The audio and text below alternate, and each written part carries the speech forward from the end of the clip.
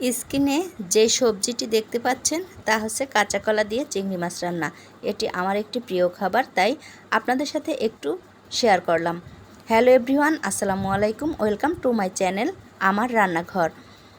প্রথমে আমি 6টি চিংড়ি মাছ ধুয়ে কুটে নিয়েছি।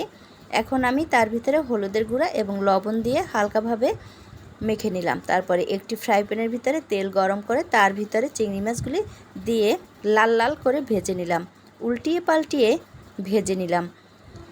তারপরে আমি অন্য একটা কড়াইয়ের ভিতরে তেল ঢেলে যখন তেলটা গরম হয়ে যাবে তার ভিতরে পেঁয়াজ রসুনের পেস্ট দিয়ে দিলাম, হলুদের গুঁড়া, মরিচের গুঁড়া এবং স্বাদ মতো লবণ, ধনিয়ার গুঁড়া এবং ভাজা জিরের গুঁড়া দিয়ে আমি এটিকে ভালোভাবে কষিয়ে নিলাম।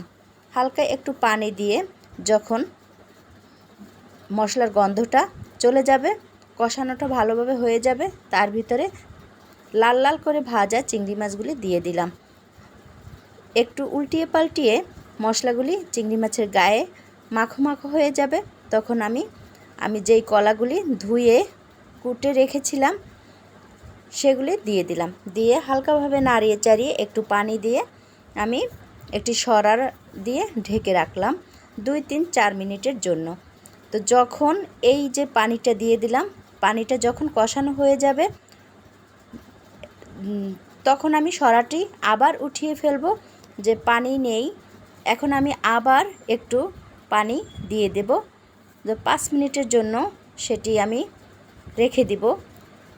ততক্ষণে বলে যাই, যদি আমার ভিডিওটি আপনাদের ভালো লাগে তাহলে একটি লাইক এবং একটি কমেন্ট রেখে যাবেন।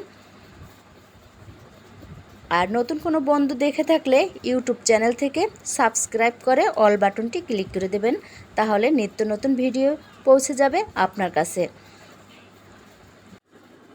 রান্নাটা আমার প্রায় শেষ পর্যায়ে এসে গিয়েছে।